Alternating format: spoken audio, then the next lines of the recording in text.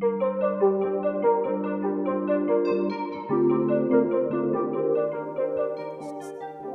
do Senhor, irmãos.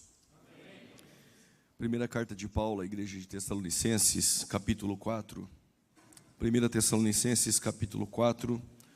Nós vamos ler a partir do versículo de número 13. Os irmãos encontraram? Nós vamos estar falando hoje, amanhã à noite, domingo pela manhã, sobre escatologia bíblica. A partir de amanhã à noite, nós vamos abrir para perguntas e também no domingo pela manhã. Assim não faremos hoje, porque certamente algumas perguntas serão sobre temas que nós iremos abordar amanhã e domingo pela manhã. Então você já formula a sua pergunta, pode ser dentro do âmbito escatológico ou pode ser qualquer outra pergunta dentro da teologia bíblica. O irmão pode ficar à vontade e a irmã de fazer a sua pergunta, e eu tenho convicção que o Senhor irá esclarecer por misericórdia e bondade. Agradeço a Deus pela bondade, onibenevolência, de ter permitido que eu pudesse estar aqui conhecendo os irmãos, a vida do pastor, sua esposa, bem como os outros demais obreiros e pastores que nos deram toda assistência para que pudéssemos estar aqui. Nós iremos falar sobre escatologia bíblica. Eu vou tentar abordar, concatenando os eventos em uma ordem cronológica, a qual eu acredito, e as outras posições escatológicas nós iremos também mencionar no decorrer do estudo em seu tema oportuno. Então vamos ler a partir do versículo de número 13. Irmãos, não quero que vocês ignorem a verdade a respeito dos que dormem, para que não fiquem tristes como os demais que não têm esperança. Pois se cremos que Jesus morreu e ressuscitou, assim também Deus, mediante Jesus, trará na companhia dele os que dormem. E pela palavra do Senhor, ainda lhes declaramos o seguinte: nós, os vivos, os que ficarmos até a vinda do Senhor, de modo nenhum precederemos os que dormem. Porque o Senhor mesmo, dada a sua palavra de ordem, ouvida a voz do arcanjo e ressoada a trombeta de Deus, descerá dos céus, e os mortos em Cristo ressuscitarão primeiro. Depois nós, os vivos, os que ficarmos, seremos arrebatados juntamente com eles entre as nuvens para o encontro com o Senhor nos ares. E assim estaremos para sempre com o Senhor. Portanto, consolai-vos uns aos outros com estas palavras. Pode tomar o seu respectivo assento. Bom, você tem aí a sua apostila. Tudo que eu irei tratar aqui está de acordo com a apostila que você tem em mãos. Mas não fique triste comigo se eu não ficar lendo a apostila, porque se assim eu fizer, os 3 dias não serão suficientes para nós abordarmos tudo o que iremos falar. A escatologia bíblica é um estudo acirrado, tem causado muitos debates. Quando nós olhamos para a história da igreja, e nós dividimos em 6, igreja primitiva, igreja perseguida, igreja do período imperial, medieval, a igreja da reforma e a igreja odierna. Nós sabemos que em nenhum concílio o assunto de escatologia foi tratado. Geralmente os concílios estavam centralizados na pessoa de Cristo, ou na pessoa do Espírito Santo, ou até mesmo dentro da soteriologia ou da eclesiologia, mas a escatologia bíblica não é um assunto que foi abordado em concílios, como o concílio de Nicéia, de Constantinopla, de Calcedônia, tantos outros concílios que nós tivemos. Mas a escatologia bíblica é aquilo que nós chamamos de o DNA das Assembleias de Deus. A escatologia bíblica está no coração de todo assembleano e é um assunto muito pertinente, porque a cada 30 versículos no Novo Testamento, um fala acerca da volta de Jesus. Somente 4 cartas no Novo Testamento não falam acerca da escatologia bíblica, a saber, carta aos Gálatas, Filemon, 2ª e 3ª epístola de João. Qual a definição do termo escatologia? Deriva de 2 palavras gregas. A palavra skatos ou skaton significa últimas coisas, enquanto a palavra logia, que vem de logos ou logia, seria assim melhor em grego, significa doutrina, conhecimento, tratado, assunto. Quando você diz que vai estudar escatologia, você vai estudar a doutrina das últimas coisas ou ter o conhecimento acerca das últimas coisas. O que você veio fazer aqui essa noite entender a doutrina das últimas coisas ou ter o conhecimento das últimas coisas. Se eu perguntasse qual a importância de estudar escatologia, nós poderíamos definir vários pontos aqui, mas quero colocar alguns. Quando nós lemos primeira carta de Pedro, capítulo 3, versos 15, você pode anotar, depois você lê em casa. 1 Pedro, capítulo 3, versículo 15, palavras de Pedro: antes santificai a Cristo em nosso coração, para que nós estejamos preparados para responder a quem perguntar a razão da nossa esperança. Ou seja, o que Pedro está dizendo é que nós devemos santificar a Cristo em nosso coração, mas nós devemos estar preparados para responder quem perguntar a razão da nossa esperança. É como se você encontrasse alguém que lesse, por exemplo, o livro do Apocalipse e fizesse algumas perguntas: para onde irão as almas dos ímpios? Ou para onde irão as almas dos justos? Quem é a besta que sobe da terra? Ou quem é a besta que sobe do mar? Quem é a antiga serpente e o dragão? Quem são os 144 mil? Quem são as duas testemunhas? Quem é a mulher vestida de sol que pisa sobre a lua? O que significa os selos, trombetas e taças, milênio, Gog e Magog, juízo final, novo céus e nova terra? Estas perguntas, Pedro está dizendo que nós devemos estar preparados para responder a quem perguntar a razão da nossa esperança. E que esperança é essa? Paulo, escrevendo a Tito, capítulo 2, versos 13, vai dizer que nós temos uma bendita esperança. Então, essa noite nós estamos certamente nos preparando para responder a quem perguntar a razão da nossa esperança. Esse é o primeiro ponto.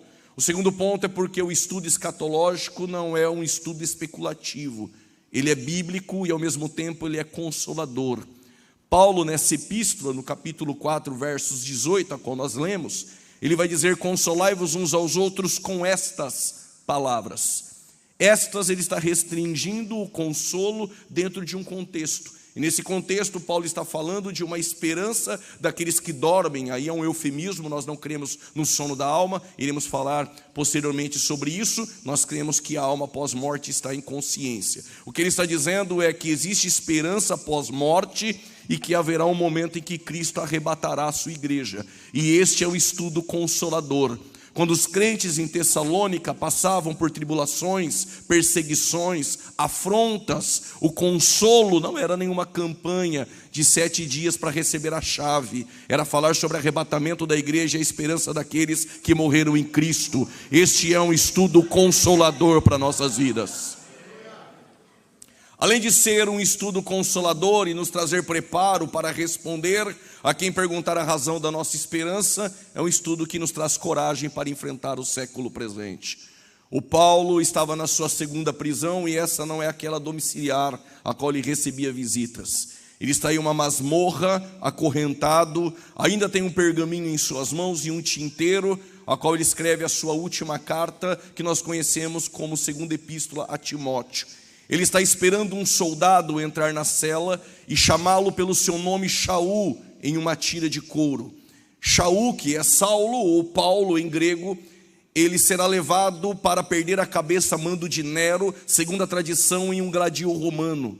O que faz um homem, há momentos que está a perder a sua cabeça, escrever uma carta e no capítulo 4, versos 8 dizer: desde agora a coroa da justiça está guardada e reservada pelo justo juiz, não só a mim, mas a todos aqueles que amam a sua vinda. O que eu quero dizer é que Paulo, ele sabe que a morte é um veículo a qual Deus usa para nos levar mais próximo do nosso Senhor. Vou explicar melhor. A morte é um passaporte para a nossa vitória, que é estar com Cristo nosso Senhor. O estudo escatológico nos traz preparo, o estudo escatológico nos traz consolo, e o estudo escatológico aflora em nosso coração a coragem de enfrentar o século presente. E por que não a morte? Onde está a morte, a tua vitória. Onde está o inferno e o teu aguilhão, porque tragada foi a morte pela vitória. Na sua apostila, Apocalipse, métodos de interpretação. Antes de falar sobre os 4 métodos de interpretação do livro do Apocalipse, que é o método idealista, preterista, historicista e futurista, vamos conhecer um pouco sobre este livro que é o Apocalipse. A palavra apo significa tirar de dentro para fora. A palavra calipse vem de um radical grego calipto. Quando você vê um eucalipto, eu boa, calipto sombra, eucalipto sombra boa. Quando você diz calipse, você está dizendo exatamente isso. Sombra, aquilo que está em oculto, no escuro. Apocalipse é tirar de dentro para fora aquilo que estava em oculto e não está mais. A grosso modo, o Apocalipse significa revelação. E revelação no grego significa descortinar, ou seja, tirar o véu. O que é a revelação? É tirar o véu para que você possa enxergar o que está do outro lado. Com o véu você não enxerga. Em termos práticos eu vou explicar. Quando Deus falou para Abraão, sai da terra, da parentela, da casa dos pais e vai para a terra que eu lhe mostrar. Quando ele tira o Abraão, Abraão não era para levar Ló. Ló em hebraico significa véu. Observe, quando nós levamos na caminhada da fé quem não era para levar, nós estamos impedindo Deus de mostrar coisas para nós futuras. Ló é o véu, e o véu está impedindo Abraão de ter visão. Enquanto ele estava com Ló, ele não teve uma visão. No capítulo 13, quando ele tirou o véu, tirou Ló, capítulo 15, Deus falou com Abraão em visão. Apocalipse é Deus descortinando, tirando o véu, para que João pudesse enxergar as coisas futuras. Que coisas são estas? Capítulo 1, versos 19. Escreve as coisas que vistes, as que são e as que hão de acontecer. Daqui a pouco eu entro em detalhes aí. Escreve João as coisas que vistes, as que são e as que hão de acontecer. João está em uma ilha chamada Pátimos. Ficava mais ou menos a uns 86 quilômetros do sudoeste de Éfeso. O imperador em seu tempo era Domiciano. Todos os demais apóstolos, até mesmo Paulo, já estavam mortos. O último que sobrara da geração apostólica era João. E Domiciano queria tirar o líder do cristianismo de cena. Então ele enviou João para essa ilha chamada Pátimos. Quando João está em Pátimos, ele vai receber a revelação que vem de Deus a Cristo, de Cristo ao anjo, do anjo a João e de João para nós. Porque João vê o que ninguém viu, escreve o que ninguém escreveu e com certeza sentiu em Pátimos o que ninguém sentiu. Ele era filho de Salomé e Zebedeu, irmão de Tiago. Este João é aquele que quando Jesus andava servindo pão e peixe, o ministério nesse tempo de Jesus era acompanhado por 5.000 homens, só queriam pão e peixe. Só que de 5.000 em 1 Coríntios capítulo 15, verso 6, somente 500 pessoas e mais Tiago viram ressuscitar. Só que de 500 pessoas e mais Tiago, só 120 estão orando em Atos 2, o ciclo de oração no cenáculo. Só que de 120, só 70 em Lucas 10 vão para evangelismo na grande comissão. Só que dos 70, somente 12 andam com Jesus. Só que dos 12, só 11 tomam ceia. Só que dos 11, somente 3, Pedro, João e Tiago, foram para a casa de Jairo, para o Monte da Transfiguração e para o Getsemane. Só que dos 3, só João está com Cristo aos pés da cruz. Porque João viu o que ninguém viu, sentiu o que ninguém sentiu, escreveu o que ninguém escreveu. Quer ter sensibilidade com Jesus? Vai com Ele até o fim no teu ministério.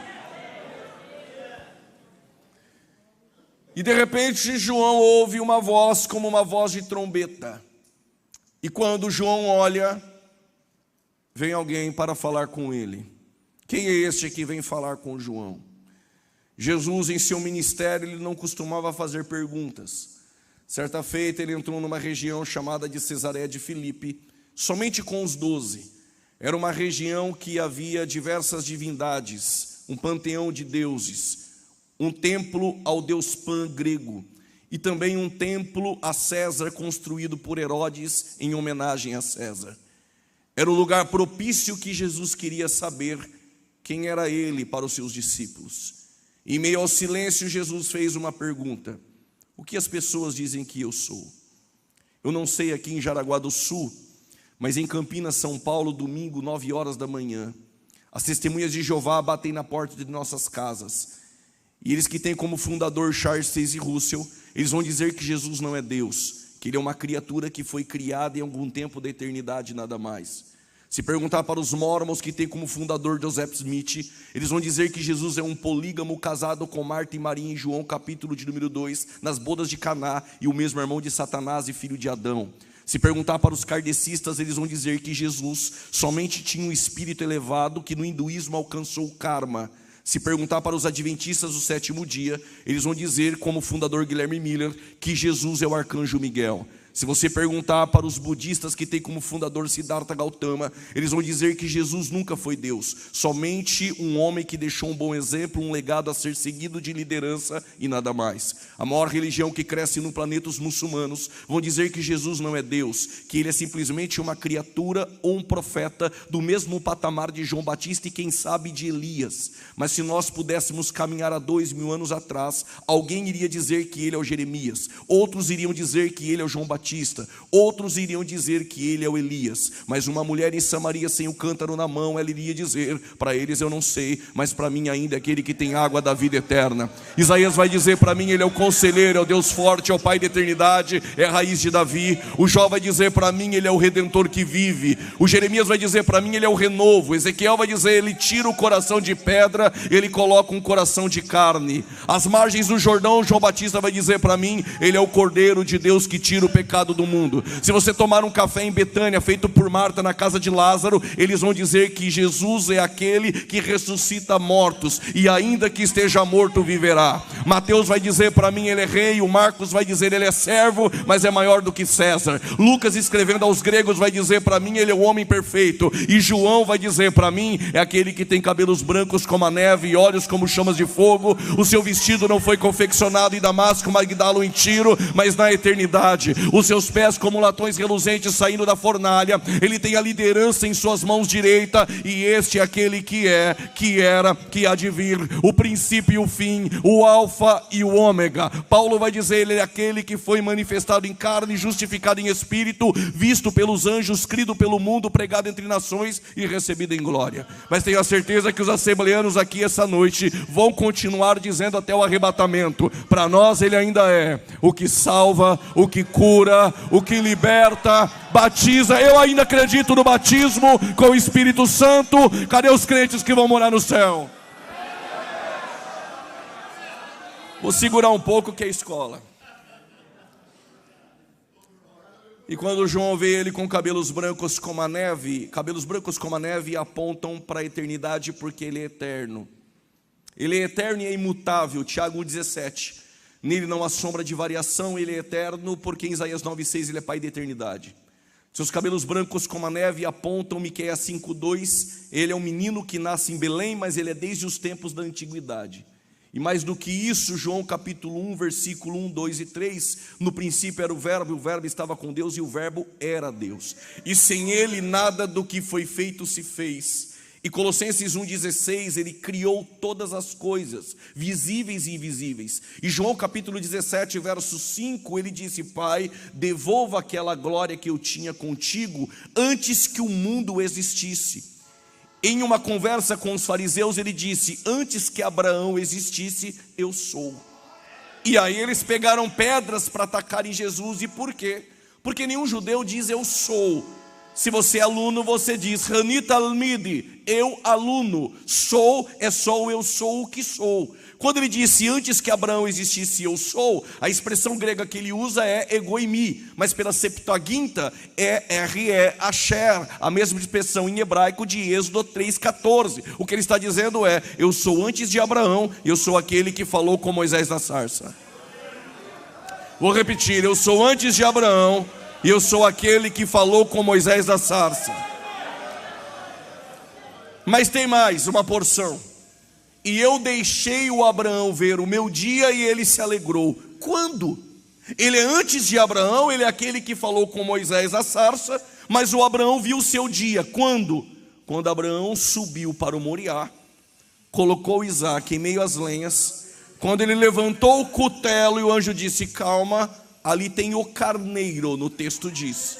Ou seja, Deus estava mostrando a maquete do Calvário para ele. Eu sou antes de Abraão, sou aquele que falou com Moisés, e eu chamei Abraão para ver um vislumbre do Calvário, de como vai ser o sacrifício do carneiro, aquele que tira o pecado do mundo. O seu vestido é branco porque fala de sua pureza, porque ele assume uma natureza humana. Porque quando o Adão peca, o Adão deixou uma conta em aberto na mesa. E essa conta é impagável. Por que então Cristo teve que vir em uma natureza humana? Porque quem pecou contra Deus, o ofensor, ofendeu um Deus santo. E o ofensor o ofendeu em uma natureza humana. Para satisfazer a justiça de um Deus santo, só alguém em uma natureza humana, porém perfeita, para quitar essa dívida que ficou em aberto. E é interessante que ele veio como homem, mas não deixou de ser Deus. Mas a impecabilidade de Jesus está registrada nas Escrituras. 2 Coríntios capítulo 5, versos 21, palavras de Paulo: nele não há pecado. Se nós lermos 2 Pedro 2, 22, Pedro vai dizer que ele não cometeu pecado. 1 João capítulo 1, verso 5, nele habita a luz, e não há trevas de maneira alguma. João 6,69, ele é o santo de Deus. Então Paulo diz que ele não tem pecado, Pedro diz que ele não tem pecado, João diz que ele não tem pecado. Não me pergunte quem escreveu Hebreus, mas o autor aos Hebreus do capítulo 4, versos 15 vai dizer: nós não temos um sacerdote que não possa se compadecer de nossas fraquezas, que em tudo foi tentado, detalhe, sem pecado. Autor aos Hebreus, Pedro, Paulo e João, diz que ele não cometeu pecado. Alguém poderia dizer: mas os 4 jogam no time de Jesus, então vou chamar 3 que jogam do outro lado. O Judas, em Mateus 27, versos 3, vai dizer: traí sangue inocente. No próprio capítulo 27, a mulher de Pilatos, Cláudia, vai dizer em uma mensagem a Pilatos: sofri muito com o sonho que eu tive por causa do sangue desse justo.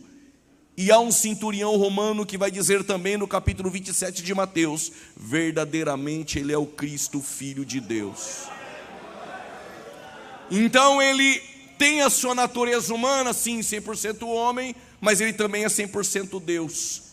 E o Antigo Testamento é uma preparação para Jesus, e os Evangelhos é a manifestação de Jesus, e Atos, a propagação de Jesus, Epístolas Paulinas e Gerais, a explanação de Jesus, e Apocalipse, a consumação de Jesus, este que veio como homem, mas não deixou de ser Deus. Exemplo: como homem ele chora, mas como Deus ele disse: é para fora Lázaro. Como homem ele sentou no poço de Jacó e disse: estou cansado, mas como Deus ele disse: vinde a mim os cansados e sobrecarregados, que eu vos aliviarei. Como homem ele dorme na polpa do barco, mas como Deus, quem é este, que até o vento e o mar lhe obedece? Como homem ele tem sede, mas como Deus ele já te deu água da vida eterna.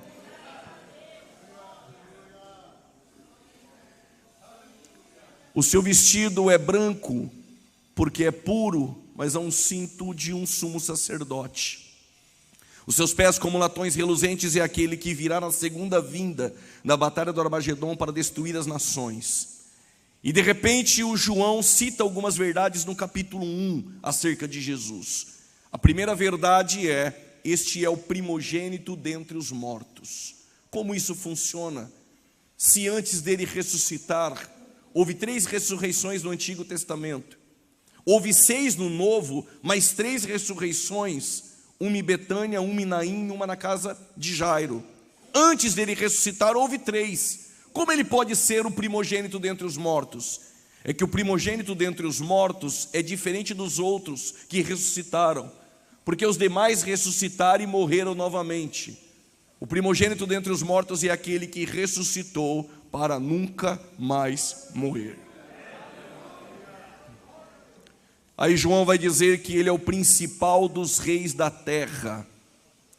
A palavra príncipe aí no original tem a ideia de o principal. De todos os reis humanos, ele é o principal porque ele é rei dos reis.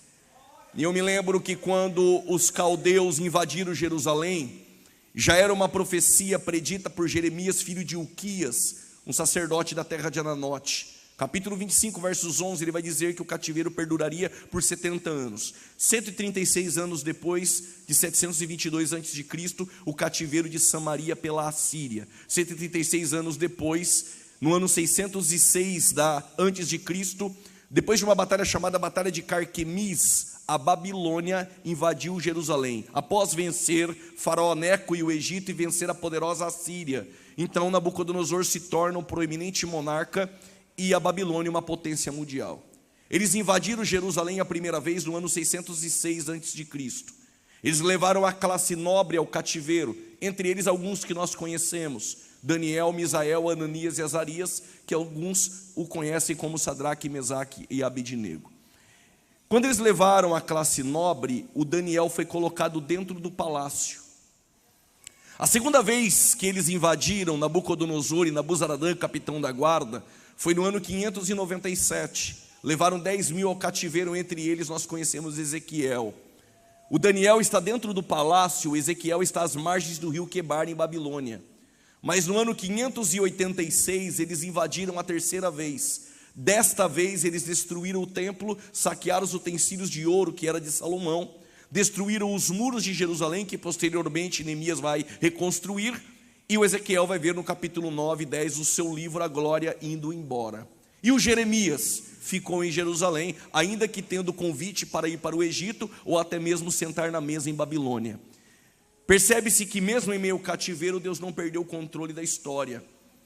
Ele tem o Daniel dentro do palácio, ele tem o Ezequiel às margens do rio Quebar, e ele tem um Jeremias em Jerusalém. Eu vi um glória a Deus, vou explicar melhor. Ele tem um Filipe em Samaria, um Pedro na Judéia e um Paulo nos confins da terra. Ele tem uma menina na casa do Naamã, um José na casa do Potifar, e ele tem uma Radassa, a Esther, no palácio de Assuero. Não entendeu? Deus não erra o plantio. Aonde Ele te colocou, Ele não erra, é aí que Ele vai te usar. Mas se os homens errarem comigo e me colocar no lugar errado, fica tranquilo. José não entendia nada de teologia. Aonde você estiver, mesmo que os homens erraram contra você, tendo o Espírito de Deus, capítulo 50, versos 20, Deus torna o mal em bem e você prospera aí. Então eu vou repetir, isso é profético: Deus não erra o plantio. E como ele tem um dele dentro do palácio, Deus, pela presciência, conhecimento prévio, já sabia que o Nabucodonosor teria um sonho. Diferente de Faraó, Faraó acorda com um sonho, conta o sonho e pede para interpretar. O Nabucodonosor não conta o sonho e ele quer que revele o sonho e depois interprete. É um pouco mais difícil. Arioque, chefe da guarda, passaram um pregão em Jerusalém, pedindo para magos, adivinhos, astrólogos em Babilônia para revelar o sonho. Ninguém em Babilônia revelou o sonho. Daniel ora 3 vezes ao dia, capítulo 6, versos 10. Não pensa que ele ora muito, ele só faz a lição de casa, porque todo judeu ora 3 vezes ao dia. Os muçulmanos rezam 5 vezes ao dia. E você aí com o braço cruzado, não me pergunte como isso funciona. Paulo disse: nós é sem cessar. Ele ora com as janelas abertas rumo a Jerusalém, porque todo judeu acreditava que Deus só se manifestava no templo em Jerusalém, então ele quer falar com o Deus do templo. Só que Deus deu a ele a revelação, ele compareceu diante de Nabucodonosor e disse: Deus me deu a revelação do sonho, ó rei, tu sonhou com uma estátua. A cabeça da estátua é de ouro, o peito e o braço é de prata, o ventre e os quadris é de bronze, e as pernas é ferro e barro.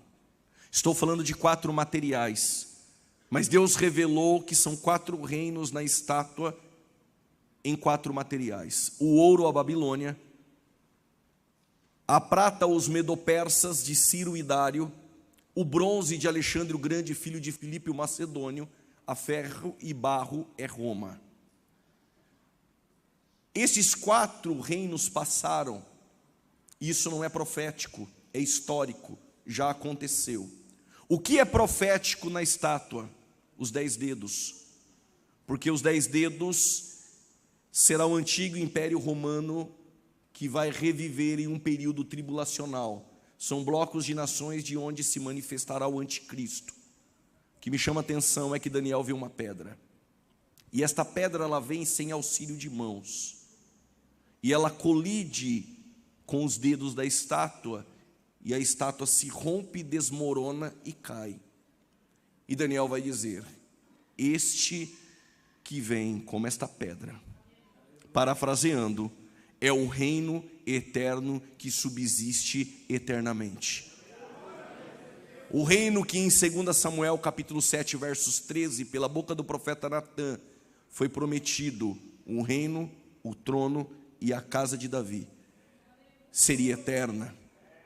E quando Jesus nasce, em Lucas capítulo 1, versículo 33 a seguir, é predito a Maria que este que nasceu será aquele que irá levantar-se do trono de Davi, e seu reino será eterno.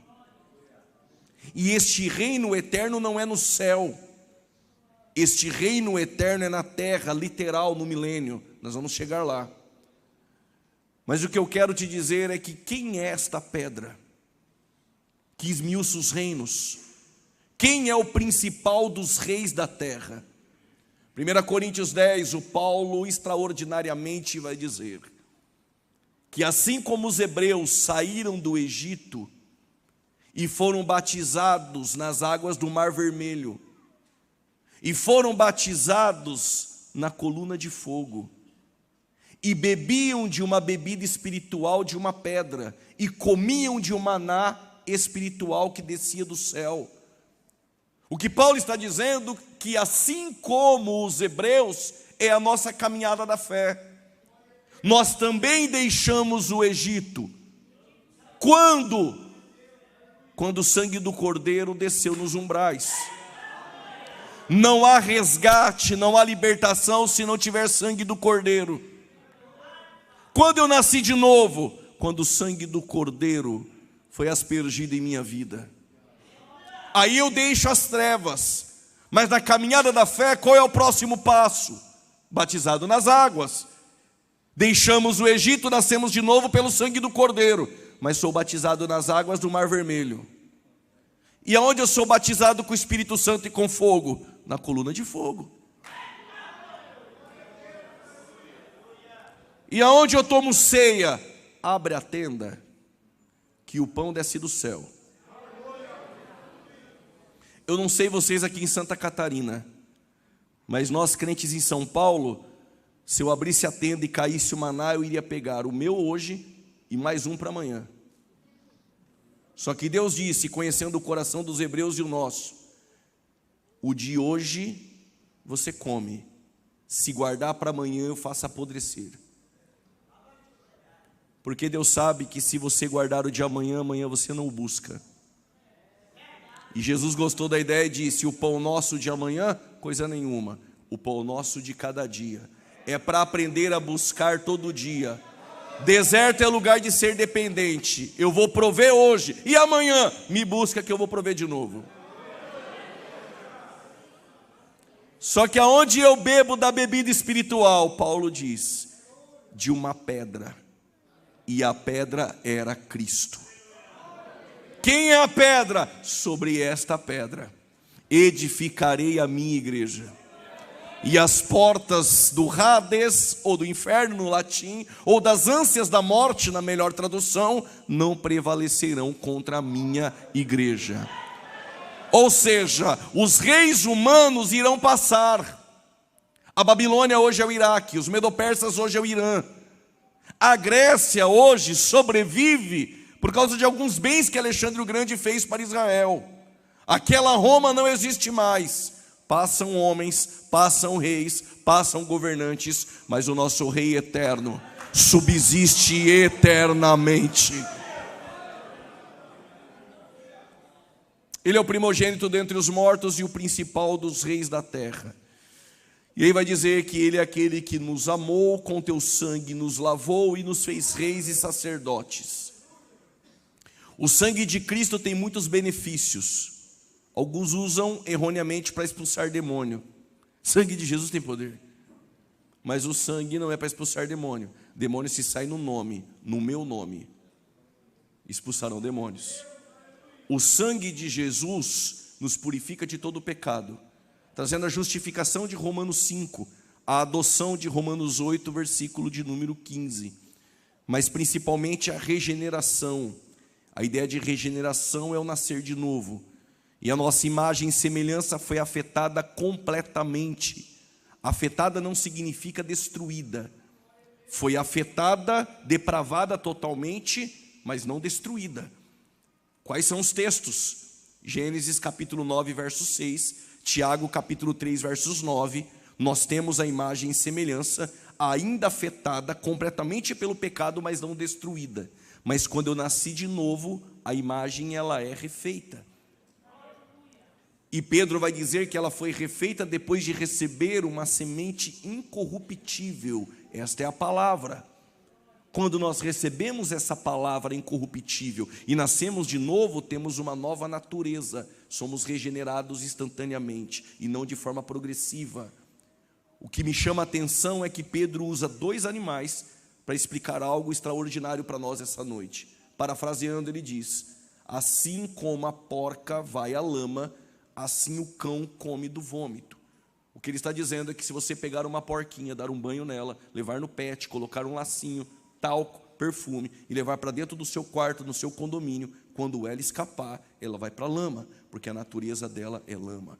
O cão, por mais bonitinho que seja, se ele passar mal e vomitar, ele come. A natureza dele é essa. O que Pedro está dizendo? Depois que eu recebi uma nova natureza, eu não volto para a lama e também não como mais daquilo que eu já vomitei.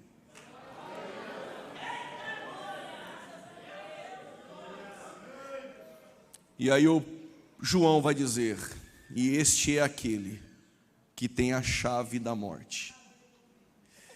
Eu não sei se chegou a onda dos pregadores triunfalistas aqui em Jaraguá, que Jesus desceu às partes baixas da terra e foi lá no inferno. E aí teve uma luta travada com Satanás por causa dessa bendita chave. E ele batia em Satanás, e Satanás não queria dar a chave, e ele puxava a chave, e a igreja glorificava, pulava, falava em línguas estranhas, e o pregador triunfalista pulava e gritava, e aí Jesus tomava a chave. Agora ele tem a chave. Se não chegou aqui, por favor, impeçam que cheguem. Essa chave nunca esteve na mão de Satanás. E Satanás nunca esteve no inferno. O texto não diz que ele tinha a chave. O texto não disse que ele vai ter a chave. O texto diz: eu tenho a chave da morte. Ele tem a chave da morte e nunca saiu de suas mãos. Ele venceu a morte e a chave nunca saiu de suas mãos. No capítulo 1, versos 19, quando João ele vai escrever as coisas que viste, as que são e as que hão de acontecer, para isso nós precisamos entender as 4 escolas de interpretação do livro do Apocalipse, que está aí na sua apostila. A primeira escola é a escola preterista, a segunda escola a idealista, depois a historicista e depois a futurista. Se essa é a ordem, diga amém. A escola que nós temos como preterista, o próprio nome já diz, apontando em sua etimologia ao passado. A escola preterista, por exemplo, vai dizer que o livro do Apocalipse por completo ele já se cumpriu por inteiro. Ou seja, quando você abre a Bíblia em Apocalipse, tudo ali já se cumpriu. O problema é que nós temos diversos pais da igreja que defenderam a datação do Apocalipse como um livro tardio, após o ano 90. E se isso for verdade, o preterismo se desmorona, porque eles dizem que o livro do Apocalipse por completo já se cumpriu até o ano 70. Ou seja, Mateus 24 já se cumpriu também, até o ano 70. Mas os pais da igreja disseram que o imperador era Domiciano. E sendo esta uma verdade, o livro é tardio. Então o livro não se encaixa no ano 70. O livro é posterior. O livro do Apocalipse, ele não se cumpriu por inteiro. E aí nós temos alguns teólogos que vão dizer, olha, o livro do Apocalipse, alguns preteristas, sabendo a dificuldade que é dizer que todo o livro já se cumpriu, eles vão dizer, não, nós somos preteristas parciais. Algumas partes já se cumpriram, ou seja, 80%. E a volta de Jesus visível e gloriosa, não, essa ainda não. Então, a escola preterista, ao meu ver, ela não se sustenta biblicamente. Porque, por exemplo, se o livro do Apocalipse já se cumpriu até o ano 70 depois de Cristo, você tem que alegorizar as 2 testemunhas. A marca da besta, por exemplo, eles vão dizer que é a idolatria Nero. E aí vão ter que pegar o nome Nero e fazer toda uma manobra para o hebraico, que o nome dele nem é hebraico, para em gematria trazer números e formular 666. Então é uma manobra para o preterismo encaixar o Apocalipse até o ano 70 depois de Cristo. Quanto mais dizer que Jesus voltou no ano 70, o que é um absurdo. Jesus não voltou no ano 70. Então a escola preterista eu anulo, e não porque eu sou assembleano, porque eu li a Bíblia e entendi que o livro do Apocalipse, ele tem uma porção passada, mas ele tem apontamentos futuros, e nós vamos ver aqui. Segunda escola de interpretação é a idealista. Esse método de interpretação, obrigatoriamente, tem que dizer que as duas testemunhas é a igreja. São duas testemunhas, são dois profetas. E o método idealista vai dizer que é a igreja. Então tem que alegorizar as duas testemunhas.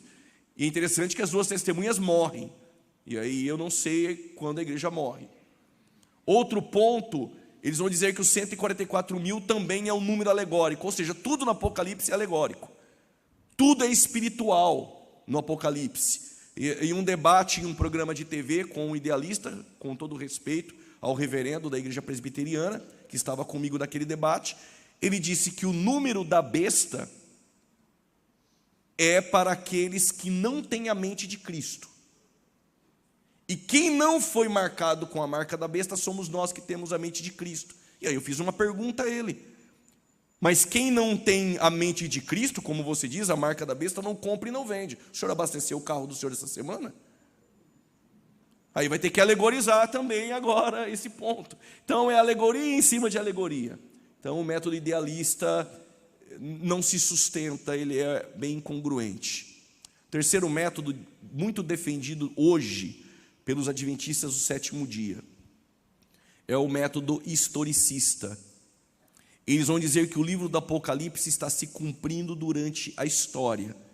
Exemplo, que a igreja de Éfeso é a igreja primitiva, que a igreja de Esmirna é a igreja perseguida no Coliseu, que a igreja de Pérgamo é a igreja do período imperial com Constantino, que a igreja de Tiatira é o catolicismo romano em meio à idolatria no período medieval, que a igreja de Sardes é a igreja da reforma, que aqueles que andam de branco em Sardes, porque em Sardes o João vai dizer, vocês têm nome de que vive, mas está morto.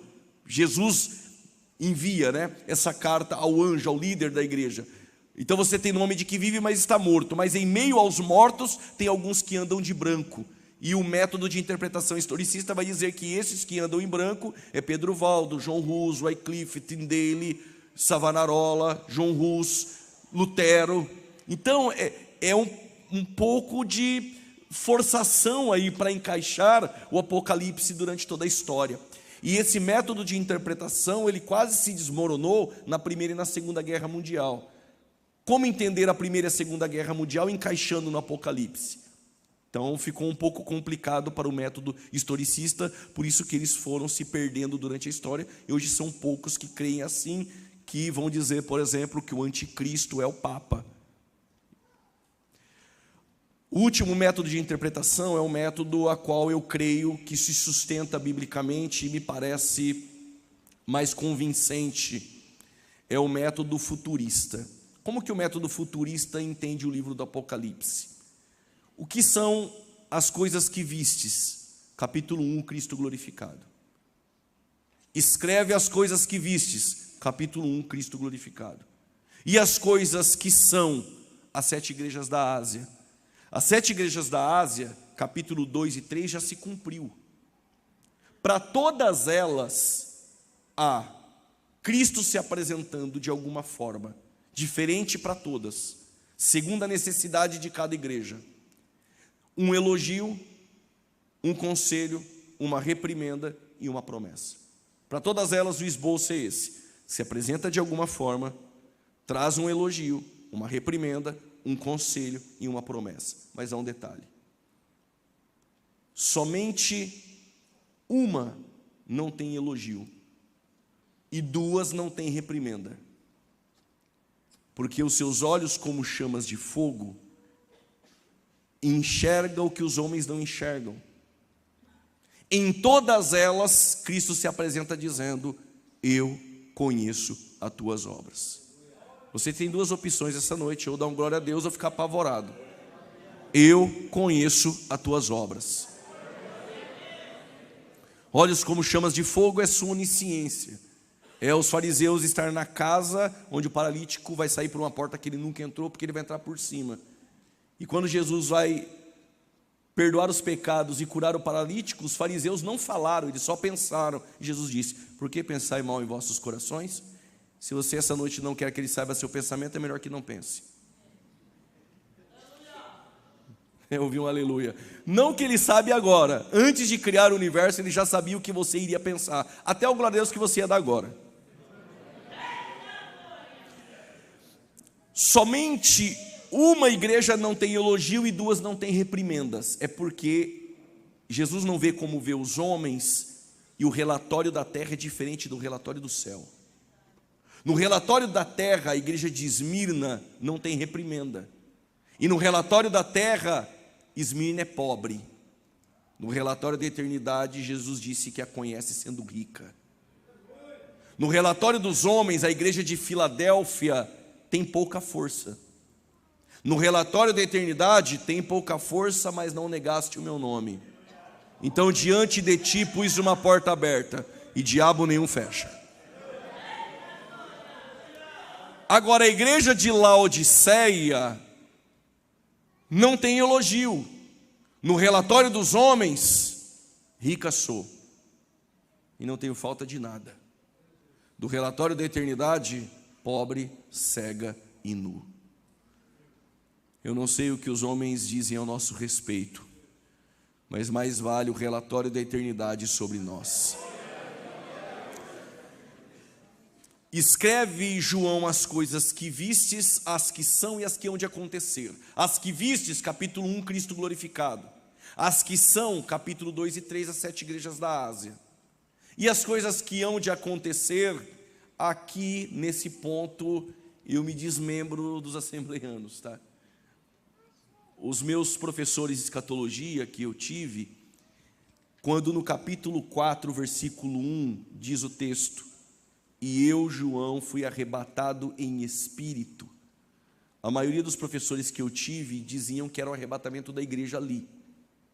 E ao meu ver é forçar. É só João que foi arrebatado em espírito ali, para que no capítulo 4 e 5 ele pudesse enxergar as coisas que iriam acontecer no atemporal, na sala do trono. E o que acontece no atemporal, na sala do trono? Talvez você queira saber.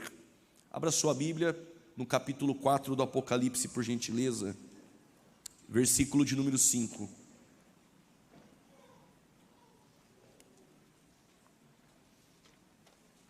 Capítulo 4, versos de número 5.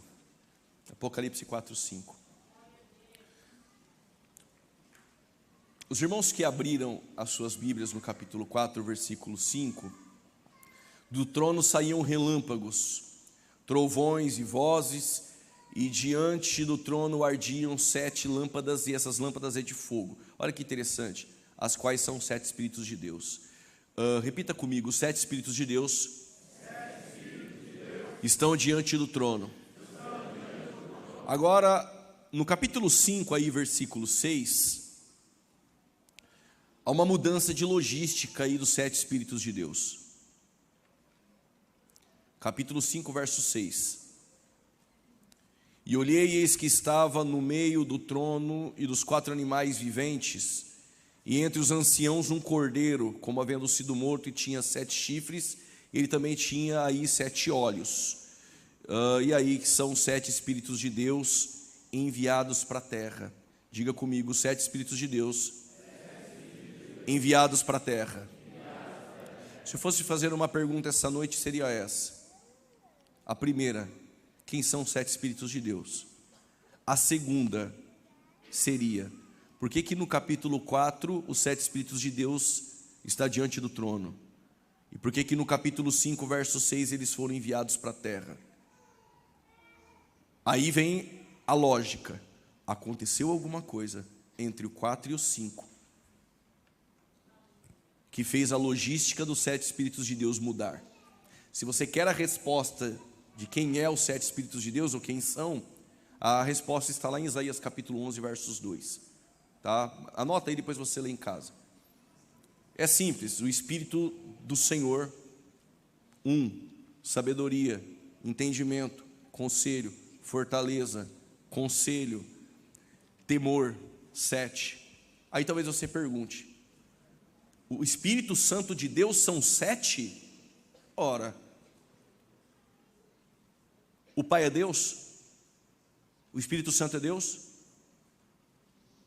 Jesus é Deus? São 3 deuses? Não, é um Deus, mas subsiste em 3 pessoas. Eu tenho um único Deus que subsiste em 3 pessoas. Nós somos muitos membros, mas somos um só corpo.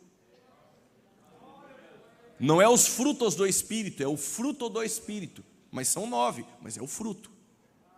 É o Espírito Santo, mas ele tem 7 facetas. Espírito do Senhor, temor, conselho, fortaleza, entendimento, sabedoria, conselho, temor, são 7. É a perfeição. Bom, já sei quem são os 7 Espíritos de Deus. Só que no capítulo 4, João está na sala do trono, e ele viu 24 tronos, 24 anciãos, e ele viu um trono, e assentado no trono, um semelhante à pedra de jaspe e safira. Na frente do trono um mar de vidro, e sobre o trono um arco celeste, lembrando a aliança com Noé.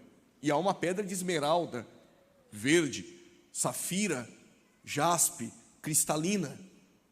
E os 7 Espíritos de Deus, que é o Espírito Santo, está diante do trono. Só que em Daniel capítulo 7, versos 9, mais ou menos 700 a 800 anos antes deste momento, o Daniel diz: estava eu nas minhas visões de noite, quando vi o ancião de dias sentar no trono. E olha o que ele vai dizer: e vi trazei os tronos. Eu vou explicar.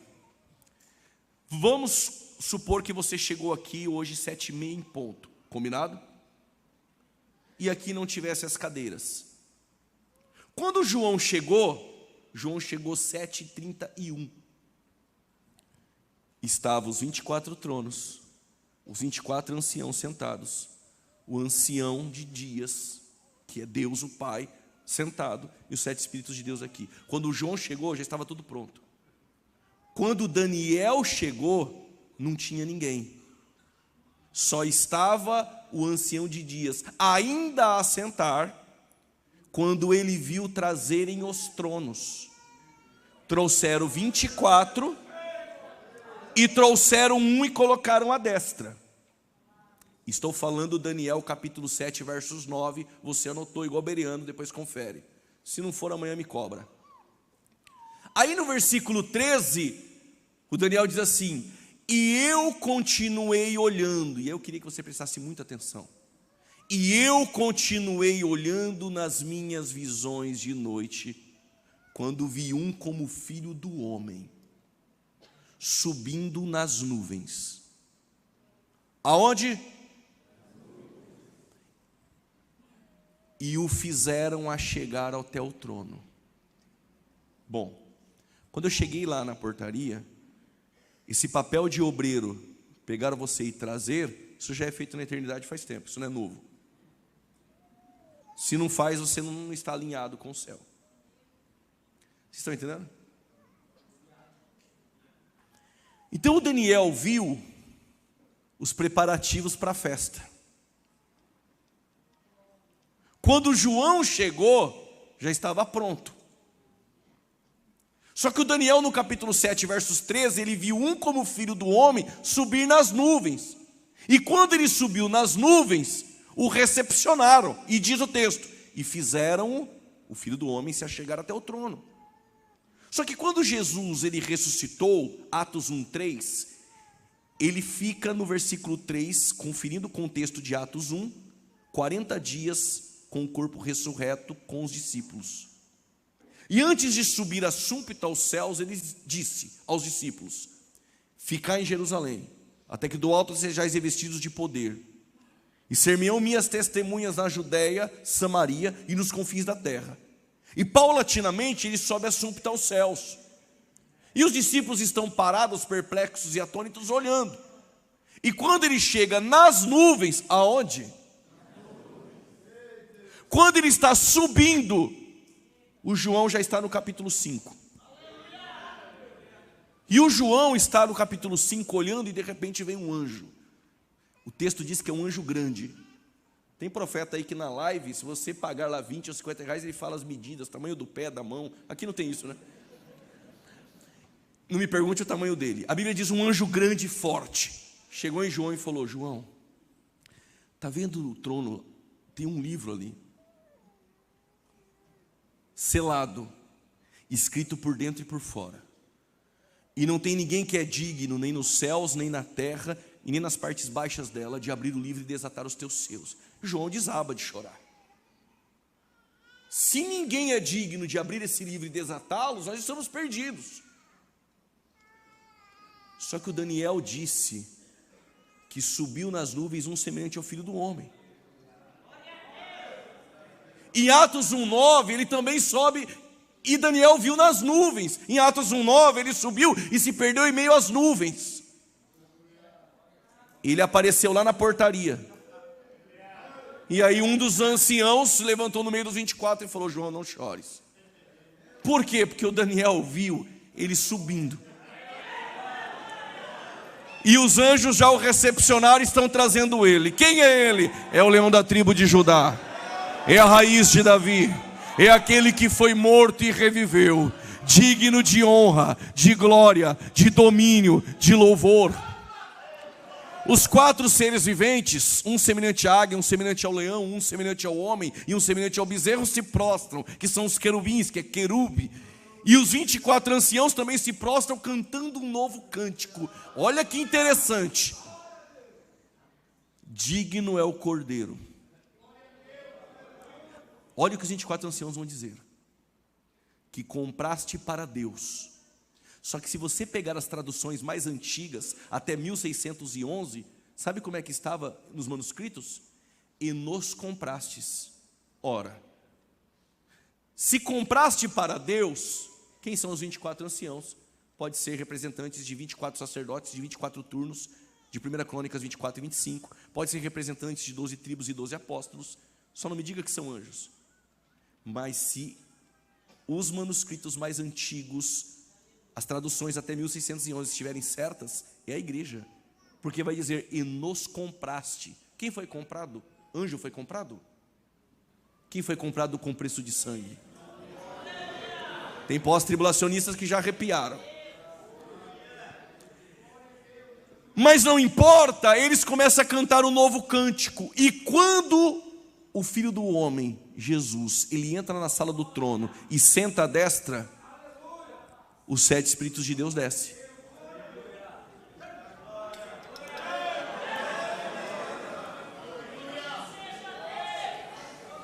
Quando eu subi ao Pai,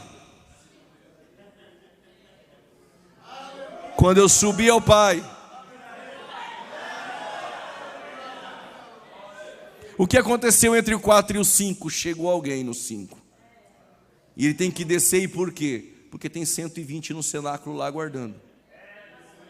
E quando ele desce, um vento veemente e impetuoso, línguas repartidas como que de fogo.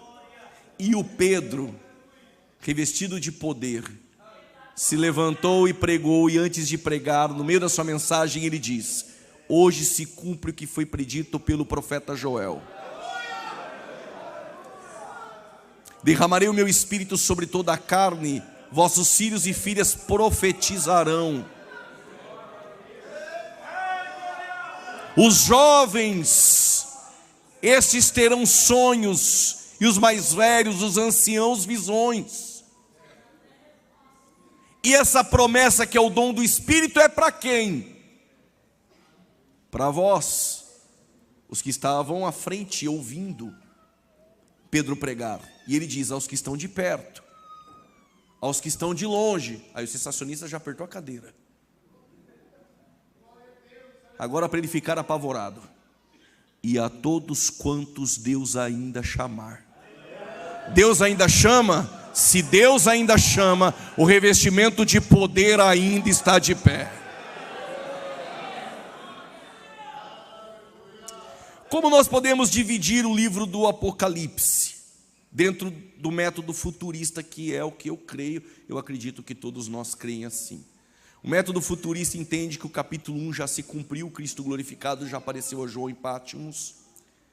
Capítulo 2 e 3, as 7 igrejas da Ásia foram igrejas dentro daquele contexto, mas detalhe, todo elogio, reprimenda, conselho, promessa, como Cristo se apresenta, é válido para nós que também somos igrejas.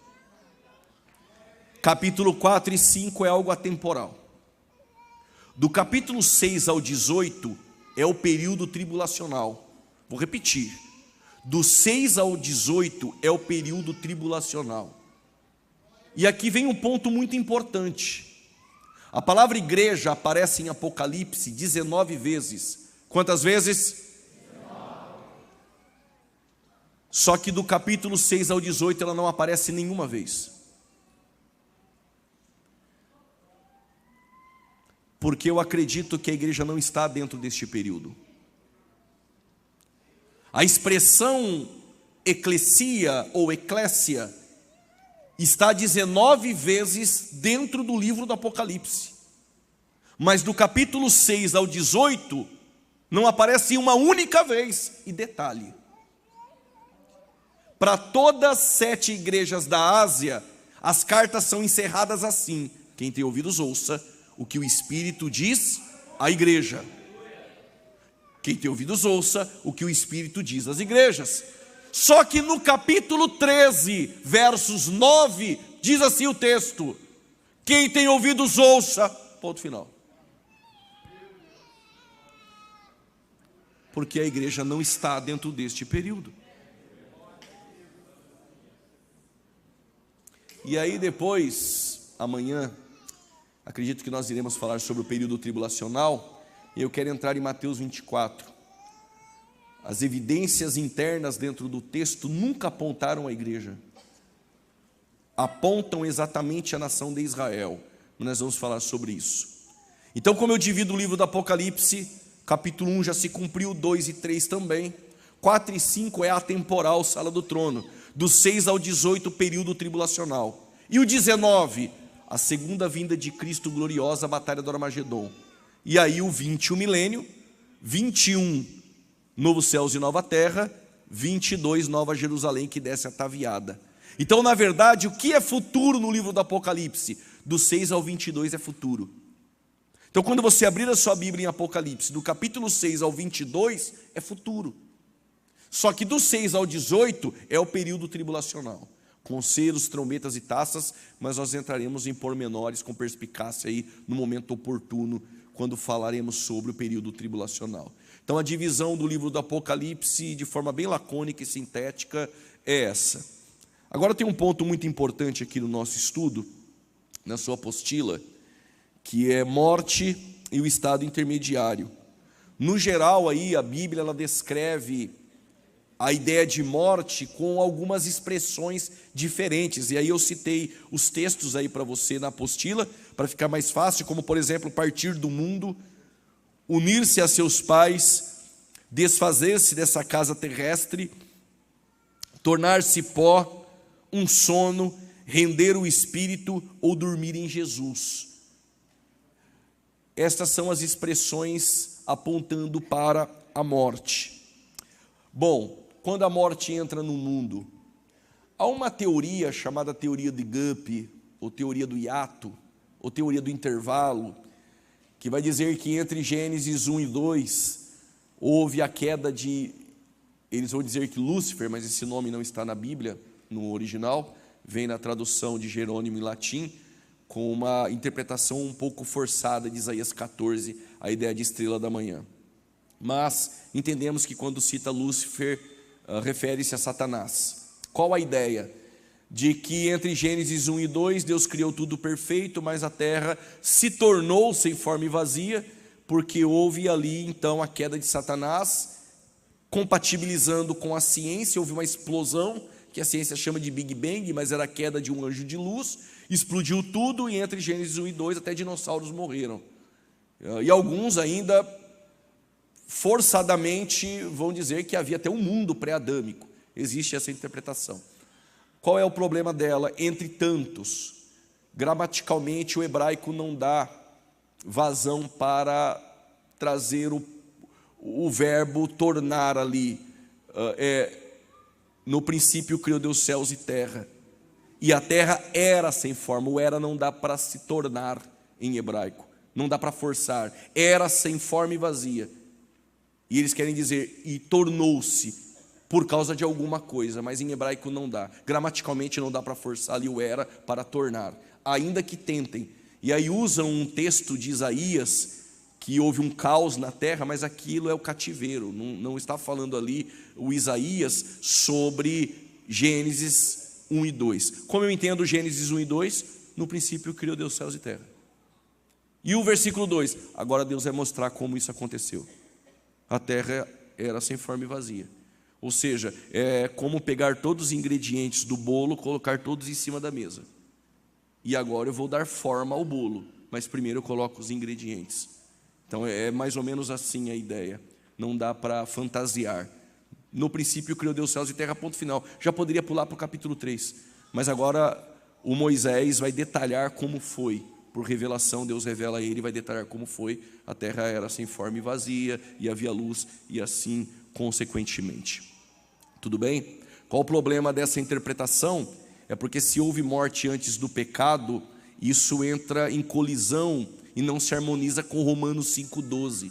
Romanos 5,12, Paulo vai dizer que por Adão entrou o pecado no mundo, e por causa do pecado a morte passou a todos os homens. Então a morte é uma consequência do pecado. E se a morte entrou no mundo antes do pecado, quem é o autor da morte é Deus. E aí nós teríamos um outro problema seríssimo para resolver. Então ficamos com a simplicidade do texto. No princípio criou Deus céus e terra, ponto. Agora eu vou explicar como foi. Era sem forma e vazia, e aí vai acontecendo todas as coisas. A morte entra no mundo somente quando Adão peca. Adão tinha um relacionamento pleno com Deus, já tinha ouvido falar sobre morte, mas não sabia o que era. Quando ele ouviu falar sobre morte? No dia em que da árvore do conhecimento do bem e do mal você comer, em hebraico seria morrendo morrerá, né? Mas certamente morrerá.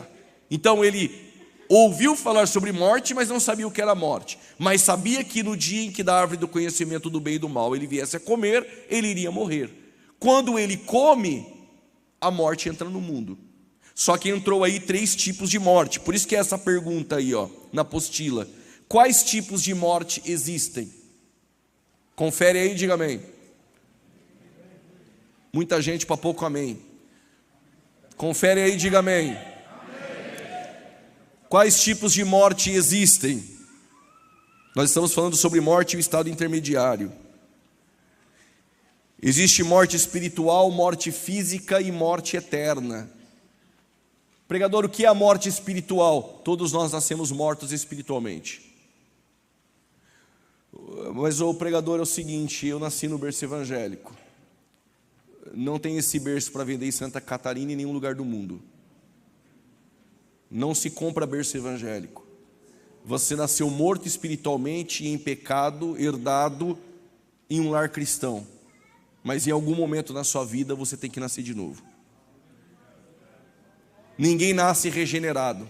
Todos pecaram e destituídos estão da glória de Deus. Salmo 51, verso 5. Em pecado concebeu-me minha mãe. Ainda que alguns aí tentam dizer que o Davi é fruto de adultério, essas coisas mirabolantes, né? Tem gente que acredita nisso. Em pecado concebeu-me minha mãe e eu nasci com o pecado original. Essa é a ideia que Davi está dizendo. Então ninguém nasceu em berço evangélico aqui. Esse berço não tem para vender. Todos nós nascemos mortos espiritualmente. E nascer morto espiritualmente é aquilo que Efésios 2:1 Paulo cita aos Efésios por carta. Vós ou vocês estavam mortos em delitos e em pecados, mas chegou o dia em que nós somos vivificados. Então se você crê na dicotomia ou na tricotomia, não importa, não vai mudar. O ser humano, ele não é uma alma. Eu vou repetir. O ser humano não é uma alma.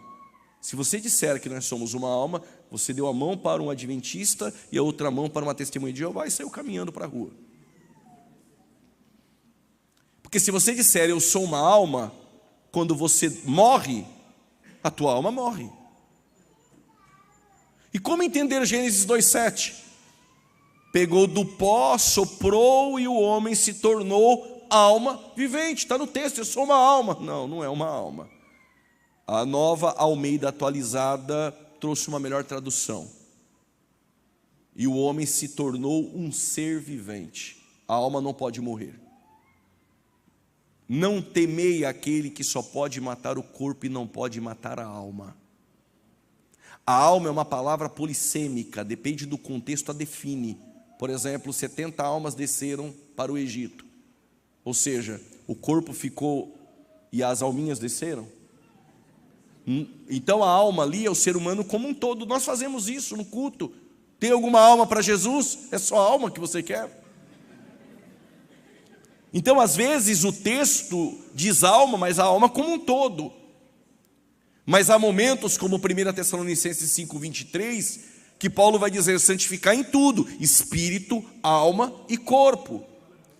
A palavra de Deus é viva e eficaz, e aí você conhece o texto, mas no final ela penetra entre a alma e o espírito, aí é a parte imaterial. Por isso que eu estou dizendo, se você é dicotomista ou tricotomista, ninguém vai para o inferno por causa disso. Mas eu acredito na tricotomia, o ser humano, ele é composto de espírito, alma e corpo. E o que é nascer morto espiritualmente? Tem o corpo, tem a alma e tem o espírito, mas o espírito humano está morto, inativo, não tem relacionamento, porque quando Adão peca, ele morre, ou seja, o espírito humano está morto e não pode ligar ao Deus que é espírito. E como esse ser humano faz para ter vida? Porque a vontade, o sentimento e o pensamento é um atributo da alma. Se o espírito está morto, quem manda? A alma. E o ímpio tem o desejo, que é a sua vontade, seu pensamento e seu sentimento, de pecar. E o corpo? Obedece. Aí ele vem para o culto. Você trouxe o ímpio, ele vem para o culto. E aí nós louvamos alguns louvores, e o louvor entrou no ouvido e veio na alma dele, e ele está gostando do negócio. Ele fala, que sensação boa aqui essa noite. Eu queria ser como eles, mas o homem não consegue chegar a Deus. A iniciativa da salvação sempre é Deus. É sempre através da graça, nunca do homem. O que ocorre é que depois nós fazemos a leitura. Aqui em Santa Catarina não tem isso, mas em muitos lugares eles vão cantar uns 80 louvores, fica de pé, senta, levanta, canta, canta, canta, e canta, e canta, e o louvor entra no ouvido e vem para a alma, e ele, que vontade de ser que nem eles, mas ele não consegue. Aí vem alguém, conta um testemunho, entra no ouvido, também para na alma, ele fala, queria ter um testemunho assim, olha, Deus faz mesmo, mas ele não consegue.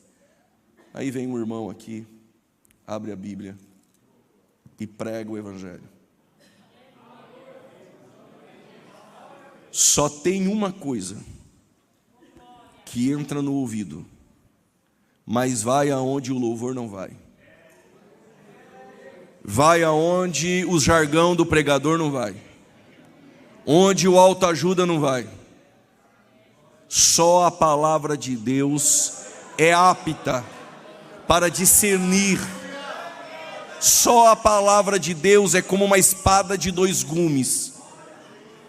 E ela vai discernir os pensamentos, tudo da alma. E ela entra entre a alma e o Espírito. E ela é viva, e ali o Espírito Santo convence. E aí a gente, tem alguém aqui para Jesus? Se ele estender a mão para a oferta do Evangelho, e nisso não há mérito, o Espírito Santo entra no espírito humano dele. E agora tem vida. Por quê? Nasceu de novo. Aí ele sai daqui, ele é santo agora. Tem alguém santo aqui? Diga amém. Quem acha que não é santo, levanta a mão. Todo mundo é santo? Tem uns que estão meio assim.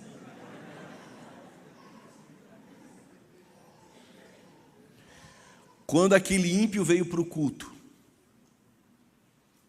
e ele aceitou a Cristo e o Espírito Santo entrou na vida dele, ele se tornou santo. Então você não é santo por causa da roupa que você veste. Você não é santo por causa do corte do seu cabelo. Você não é santo pelo tanto que você busca. Vou resumir, você não é santo por aquilo que você faz. Você é santo por aquilo que Ele fez. Você é santo pelo sangue de Cristo. Vai apertar agora, glória a Deus, está legal. A igreja mais problemática de Paulo era Corinto.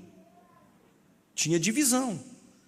Tinha o grupinho dos intelectuais, que só gosta do grego e o que diz lá o hebraico, e se esse pregador não foi eloquente como Apolo, eu não gosto, é o grupinho do Apolo. Ele senta lá, ele acha que a mensagem é para ele e ele vai analisar. É o grupinho dos intelectuais. Aí tem o grupinho dos tradicionais, que é o de Pedro. Aí tem o grupinho dos fundadores, que é o grupinho de Paulo. O pior é o grupinho que falava que era de Jesus. A gente não se submete a homem nenhum, meu negócio é com Deus. E Paulo, quando escreve, vai dizer aos santos que estão em Corinto. Como funcionava? Se no Antigo Testamento eu quisesse santificar esse objeto ao templo, o que eu fazia? Eu ia até ao sacerdote e dizia ao sacerdote: eu quero santificar esse objeto ao templo. O sacerdote iria pegar o óleo, derramar sobre o objeto. Isso indicava que aquele objeto foi separado ao templo. A partir de agora aquilo é santo. Se eu quisesse resgatar de volta, era com a quantia de prata. Estão entendendo? Um jovem, no intervalo da aula de teologia, me procurou, ele comprou um carro, fiquei muito feliz por ele. Ele fazia obra, gostava de pregar, falar de Jesus por aí. E aí eu achei estranho, porque ele fazendo teologia, ele veio com um óleo, e ele falou: professor, o senhor não unge meu carro? Eu falei: ungir o quê? Ele falou: meu carro. Eu falei: meu Deus, como que eu vou falar? Aí eu falei: olha, no Antigo Testamento, quando eu queria separar um objeto ao templo, colocava-se o óleo.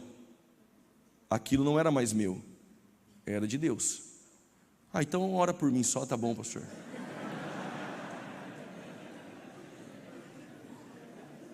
No Novo Testamento, o óleo só é usado, como diz Tiago, para orar por enfermos. Você pode dar o dízimo bom que for, não precisa colocar óleo na sua cabeça. Não tem óleo para foto, óleo para isso, óleo para aquilo. No Novo Testamento, o que é separado a Deus são pessoas e não mais objetos. Quando aquele rapaz entrou no culto que eu disse, ele recebeu o Espírito Santo pelo sangue de Jesus. Quando o Espírito Santo, que é simbolizado pelo óleo, desceu nele, ele foi separado a Deus, ele é santo. Mas viver em santidade é uma outra história. Porque quem é santo, isso interfere, agora interfere na minha roupa, no meu cabelo, no meu falar, no meu modo de se comportar. E para viver em santidade eu dependo de duas coisas, uma de dentro para fora e outra de fora para dentro. De dentro para fora o Espírito Santo, de fora para dentro a palavra. Santificai-nos na verdade, a tua palavra é a verdade. Mas se tu for sábio, como Davi, que não sabia nada de teologia, ele pegou e falou: peraí, mas se eu pegar a palavra e guardar aqui, eu não peco. Então a santificação ela é posicional, me tornei santo. Ela é progressiva, viver em santidade, mas ela é final e plena na glorificação do meu corpo, no arrebatamento da igreja. Então todos nós nascemos mortos espiritualmente, em algum momento tivemos que nascer de novo, pelo Espírito Santo. A morte física é a separação da alma para com o corpo, e a morte eterna nós vamos falar quando chegarmos no juízo final, só para estudar, tá? E aí nós vamos falar o que é o dano da segunda morte, que é a morte eterna. Então temos morte espiritual, morte física e também a morte eterna. O que eu aprendi agora aqui então? Simples, que se você nascer uma única vez, você vai morrer duas. Mas se você nascer duas vezes, você só morre em uma.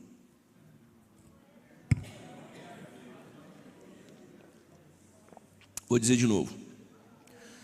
Se você nascer uma única vez nessa vida, você vai morrer 2 vezes. Mas se você nascer 2 vezes, você só vai morrer uma. Para ver se melhora, glória a Deus. Não sou movido a glória não, mas se reforçar vai ser bom. E tem aqueles que não vai morrer nenhuma.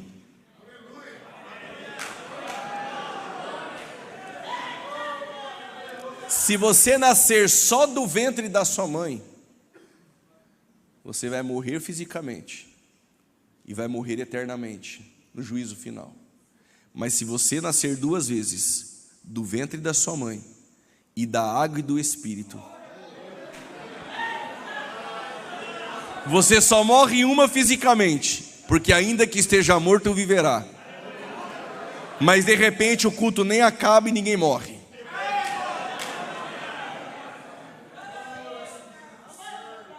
O que é o estado intermediário? Então nós já definimos os tipos de morte: espiritual, física e eterna. Então isso é consequência do pecado. O pecado entrou no mundo, entrou 3 tipos de morte. Estado intermediário é o período de transição entre a morte e a ressurreição. Exemplo, a pessoa morreu aqui, até a ressurreição dela, esse lapso, esse estado é chamado de estado intermediário.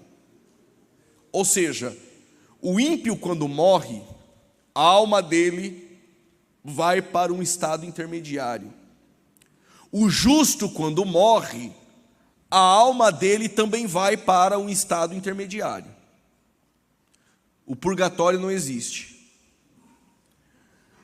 Todos os justos do Antigo Testamento, desde Adão até a cruz de Cristo, que foram salvos pela fé, Hebreus 11, todos esses justos, os seus corpos ou foram colocados em um sepulcro, ou não sei o que aconteceu com o corpo, mas a alma e o espírito, que é a parte material do justo, iam para um lugar chamado Seio de Abraão.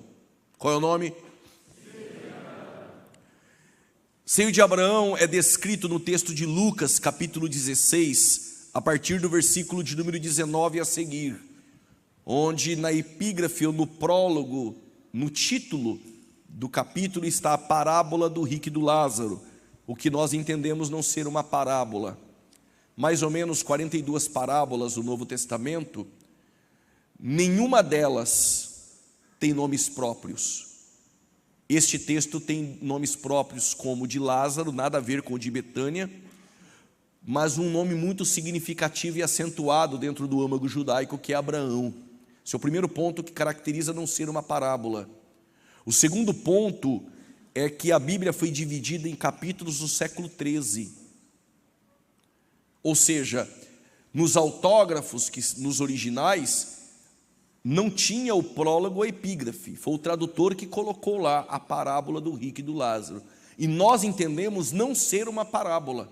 A palavra parábola, parabolé no grego ou machal em hebraico, é colocar ao lado, uma definição mais lacônica. Jesus pega coisas complexas e simplifica, colocando ao lado uma história paralela para trazer uma verdade.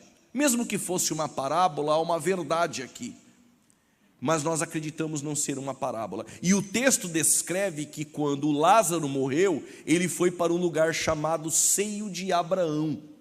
Então todos os justos do Antigo Testamento, eles eram destinados ao seio de Abraão após a morte. E ao lado do seio de Abraão, numa parte mais baixa, que é o Hades, que a nossa tradução chama de inferno, e aqui é um problema sério, porque na nossa tradução a palavra inferno aparece tanto para o Hades, tanto para o Tártaro, já vou explicar, e tanto para o lago de fogo. O que parece ser tudo uma única coisa e não é. A palavra inferno é uma palavra em latim. Mas quando nós buscamos no original, a palavra inferno que aparece em 2 Pedro 2,4, anote esse texto, é muito importante, porque ocorre aí um rapax legamenon. Ou seja, o que é um rapax? É quando uma palavra aparece uma única vez na Bíblia, que vai dizer que Deus não poupou os anjos que pecaram, não os perdoou e os lançou em cadeias eternas no inferno, na nossa tradução. Mas no original, e aí depois do seminário. Se o irmão quiser me procurar, eu mostro aqui para você no dicionário. O original, a palavra é tártaro, não tem nada a ver com o seu dente. É uma palavra emprestada da mitologia grega. O que é o tártaro? O tártaro é o abismo, o que separava o seio de Abraão do lugar de tormento. Então preste atenção, havia o seio de Abraão, um abismo e aqui um lugar de tormento. Esse lugar de tormento é o destino da alma dos ímpios. E aí não são só os ímpios do Antigo Testamento, todos os ímpios de todos os tempos, até a batalha de Gog e Magog. Aí você me pergunta, mas quando vai ser? Quando eu explicar a batalha de Gog e Magog, tu vai lembrar de que todos os ímpios, desde Adão até a batalha de Gog e Magog, todos os ímpios que morrem, a alma desses ímpios são destinadas a este lugar chamado lugar de tormento. Então o seio de Abraão, o lugar dos justos do Antigo Testamento. E por que do Antigo Testamento eu já vou explicar. O que divide esses dois lugares é o tártaro, que é o abismo. E o que há aqui nesse abismo? Se no seio de Abraão a alma dos justos do Antigo Testamento, e no lugar de tormento a alma de todos os ímpios, até Gog e Magog, todos os ímpios que morrerem, as almas vão para cá. O que tem aqui então no tártaro, que é o abismo? Alguns demônios estão aqui. Todos não. A maioria dos demônios estão nas regiões dos ares. Efésios capítulo 6, versos 12. Então tem demônios soltos, não é muito, e Satanás também. Mas no tártaro e no abismo tem também demônios aprisionados. E eu sei o nome de um. Porque em Apocalipse 9 vai dizer que ali está o Abaddon Apolion. Abaddon Apolion é uma palavra hebraica, outra grega, mas fala de um mesmo demônio chamado de destruidor. No toque da quinta trombeta, o poço do abismo vai ser aberto. E aí esses demônios presos no tártaro vão subir. Quando Jesus chega em Gadara, e ele vai expulsar a legião de demônios que está naquele homem, o que os demônios disseram?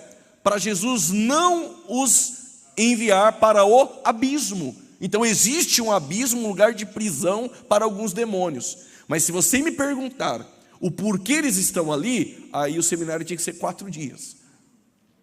Porque aí tem um embasamento lá em Enoque, um livro apócrifo, que vai dizer que Bene Ha Elohim, que Gênesis 6, estes filhos de Deus, que aparece também filhos de Deus em Jó 1,6, Jó 2,1, são os anjos que se relacionaram com as mulheres. E tiveram relações, nasceram uma raça híbrida, então Deus teve que enviar um dilúvio para matar essa raça híbrida, para começar a humanidade novamente, assim como ele criou através de Noé, a sua esposa, Sem, Cã e Jafé e suas noras. Este é um pensamento um pouco mais heterodoxo, mas há muitos teólogos sérios que creem nisso.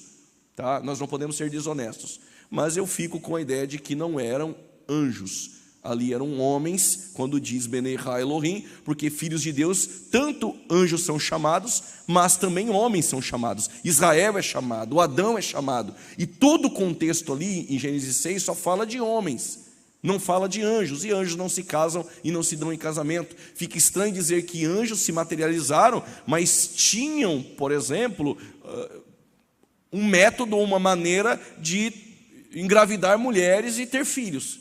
Isso chega a ser muito estranho e nada de ortodoxo nisso. Mas existe esse grupo que crê assim, nós respeitamos, mas esses demônios que estão ali estão aprisionados por algum motivo. E aí nós não sabemos qual. Tudo bem? Então, seio de Abraão, o lugar da alma dos justos. Aqui o abismo que é o tártaro, é o lugar onde estão alguns demônios. E ao lado tinha o lugar de tormento, que é o lugar onde a alma de todos os ímpios são destinadas. Vamos lá. Acontece que falamos sobre o destino da alma dos justos e dos ímpios, mas antes de falar sobre se existe ou não consciência após a morte, eu quero dizer para vós que a logística do seio de Abraão, ela muda. Eu entendo que após a cruz de Cristo, porque a igreja é um plano na eternidade, mas ela vai ser anunciada pela primeira vez em Cesareia de Filipe, em Mateus 16, 18.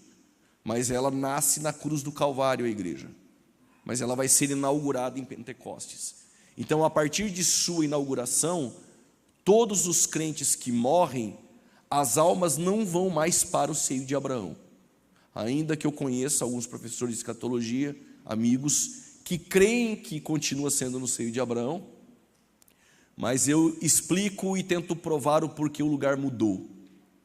Preste atenção. Quando Jesus está na cruz, há dois ladrões, um à direita e um à esquerda. Desde as 9 da manhã eles estão insultando Jesus. Quase perto das 3 da tarde, aí o Pilatos colocou uma placa lá, sem saber, era o primeiro panfleto evangelístico. Colocou sobre a cruz: este é o rei dos judeus. Aí o ladrão olhou: bom, se ele é o rei dos judeus, ele tem um reino. Aí ele olhou para Jesus e falou: bom, lembra-te de mim, na nossa tradução, quando entrares. No original é quando vieres no teu reino. Olha o que Jesus disse: na verdade eu te digo, hoje mesmo estarás comigo no paraíso. No grego não tem vírgula, tá? Para dizer, te digo hoje, estará comigo outro dia, não era no mesmo dia. Hoje mesmo estarás comigo no paraíso, era naquele mesmo dia. Tá, se eu tivesse somente o texto de Lucas 23, 43, que é esse que eu mencionei, o que eu poderia pensar? Bom, Jesus falou: estarás comigo no paraíso, o paraíso deve ser o seio de Abraão. Até aí tudo bem. Mas como eu defino que não é mais o mesmo lugar? 2 Coríntios 12, o Paulo vai dizer que conhece um homem que no corpo ou fora do corpo, não sei, ele falava dele mesmo, subiu ao terceiro céu, vírgula, no paraíso. Então o paraíso não é mais as partes baixas, o paraíso é no terceiro céu. Em Apocalipse, capítulo de número 6, versículo 9 e 10, na tribulação, os que não vão se marcar com a marca da besta serão degolados. Em Apocalipse capítulo 6, versículo 9 e 10, almas clamam debaixo do altar. Que almas são estas? Dos que foram mortos. Ou seja, então, os que foram mortos e salvos do período tribulacional, a alma está clamando aonde? No seio de Abraão? Não, debaixo do altar. Se é debaixo do altar, é em cima. Se é em cima, é no terceiro céu. Então, em algum momento, Jesus levou o seio de Abraão ao terceiro céu. O texto vai dizer que ele pregou os espíritos em prisão. Há duas interpretações. Alguns vão dizer que era o espírito de Cristo nos tempos de Noé, mas a segunda parece mais razoável. O entendimento de que ele desceu e o pregou não é de caráter evangelístico. A ideia de pregar, ele anunciou alguma coisa. Ele anunciou a vitória aos espíritos em prisão, pegou o seio de Abraão e levou ao terceiro céu. Então, todo cristão que morre, a alma desse cristão, ela é destinada ao terceiro céu. Possivelmente levada pelos anjos, como diz aqui no texto de Lucas, capítulo 16, versículo de número 19 a seguir. Amanhã nós vamos partir para este ponto, meu horário é até 9h30, eu tenho 5 minutos, eu vou trabalhar uma questão aqui agora, e amanhã a gente continua a partir de existe consciência após a morte, e adentraremos sobre o arrebatamento da igreja, e assim sucessivamente. O que eu quero dizer é que quando um cristão morre, possivelmente os anjos levam a sua alma ao terceiro céu, neste paraíso. Os ímpios são levados a um lugar de tormento. Agora olha que interessante. O apóstolo Paulo, quando andava por Roma, ele percebeu que todos os objetos em Roma que tinham um selo era propriedade de Roma. Quem está entendendo, diga amém. Lembra quando Jesus foi colocado no sepulcro e os sacerdotes e os anciãos, com medo de que os discípulos roubassem o corpo de Jesus, pediram para os romanos tomar conta do local. E aí os romanos, o que eles fizeram? Rolaram a pedra e colocaram lá um selo romano. O selo romano identificava a propriedade de Roma. Na cidade onde eu moro, se você for na prefeitura, os móveis que lá tem um selo PMC, Prefeitura Municipal de Campinas. É patrimônio. Aquilo não se vende, aquilo não se negocia, não troca. Por quê? é propriedade, patrimônio que pertence a alguém. E aí o Paulo teve uma revelação do Espírito. Ele escreveu aos Efésios 1,13 e disse: nós somos selados pelo Espírito. Pregar para a Assembleia não é ruim, porque você nem conta, eles pegam antes. E escrevendo 2 Coríntios, capítulo 1, versículo 21 e 22, vai dizer que ele conhece os que são seus pelo selo do Espírito.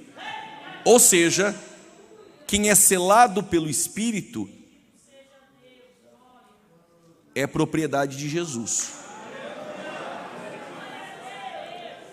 Então, quando aquele ladrão na cruz morreu, se a morte, parafraseando, e uma licença poética, quis levar a sua alma para o lugar de tormento, quando ela chegou, ela encontrou um selo.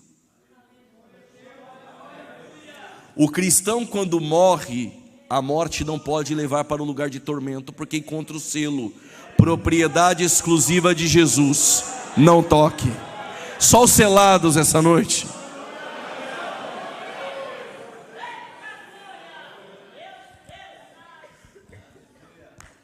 Tenho 3 minutos. Eu vou apresentar meus livros, porque se eu não vender também não vivo, né, irmão? Eu escrevi esse livro de escatologia bíblica, ele tem 400 páginas. Neste livro eu falo tudo isso que eu vou explicar e muito mais, tá? Este livro é Escatologia Bíblica, uma visão apologética, que eu amo apologética, uma visão apologética histórica e manual. A escatologia histórica, um manual para a sua vida escatológica, mas também como que as seitas enxergam cada ponto dentro da escatologia. Mas aqui eu falo também sobre arrebatamento da igreja, todos os personagens do Apocalipse, Tribunal de Cristo, bodas do Cordeiro, selos, trombetas, taças, Batalha do Armagedon, milênio, Gog e Magog, juízo final, novo céus e nova terra, e Nova Jerusalém que desce ataviada. Esse me deu trabalho para escrever. Esse aqui eu escrevi com o coração sobre ele. Aqui é mais acadêmico, teológico. Aqui eu falo sobre a casa do descalçado, uma referência em Deuteronômio 25, versos 10. Lá está escrito: assim se fará a casa do descalçado. O que é isso? É porque uma mulher que era viúva, ela poderia ir no cunhado, na lei do levirato, que vocês conhecem, e ela tirava as sandálias dele. Quando ela tirava as sandálias dele, ele tinha a obrigação de se relacionar com ela para que a descendência do seu irmão não perecesse. Se assim não fizesse, ela devolveria o calçado para ele, ia até o juiz da cidade, mas antes ela iria cuspir na face dele. O juiz da cidade iria enviar lá mensageiros que iriam escrever na casa dele: assim se fará a casa do descalçado, porque ele não quis redimir a mulher do seu irmão. E Ruth, ela foi até Boaz e tirou as suas sandálias. Só que o Boaz olhou para ela e disse: você é uma mulher virtuosa, e todo mundo sabe disso, mas eu não posso te redimir ainda que eu queira, porque quem vai te redimir é o fulano. Na Bíblia tem um fulano. Quem que é o fulano? Segundo o Talmud, é o irmão mais velho de Boaz. O direito é dele. Só que o irmão mais velho de Boaz não pode redimi-la, porque segundo o Talmud, ele já tem uma mulher. E aí o Boaz falou: então eu vou redimi-la. Tinha que ir até o juiz da cidade, na frente dos anciãos, dos sacerdotes, pegava as sandálias dele e entregava para ela. Isso era para testemunho, está lá em Ruth, de que ele a redimiu. E o Boaz redime Ruth, e aí eles têm um filho chamado Obed, Obed Jessé, Jessé Davi. E aqui eu falo sobre a cristologia no livro de Ruth. Além de trazer as lições práticas, eu falo que o nosso Elimeleque é o Adão. Quando ele perece, ele empobrece, ele perde a terra. E a terra é entregue para o poceiro, que é Satanás. Aí vai dizer que o príncipe deste mundo, Deus desse século. Só que o poceiro não pode ficar com a terra para ele perpetuamente, porque lá em Levítico 26 vai dizer que a terra é do Senhor. Só que o poceiro é igual movimento sem terra, irmão. Ele toma posse daquilo que não é dele e não quer mais largar. O que aconteceu? Precisa de que um parente de Adão venha redimir quem perdeu tudo. Aí o Boaz, que é nosso Jesus, vai redimir a igreja, que é Ruth. E por que que Israel cuspiu em Jesus? Não é porque Jesus não quis redimir, é porque eles não entenderam que ele era o Boaz. Só que Ruth não tem nada a ver com isso, desceu a eira, arrancou as sandálias. Só que o Boaz não iria redimir, quem tem que redimir é o irmão mais velho, mas o irmão mais velho já tem uma mulher. Ou seja, Deus não poderia ele redimir a igreja, porque a mulher dele é Gomer.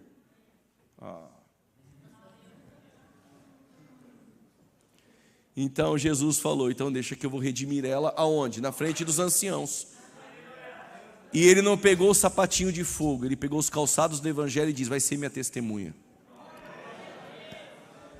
Deus abençoe vocês, os livros estão lá fora.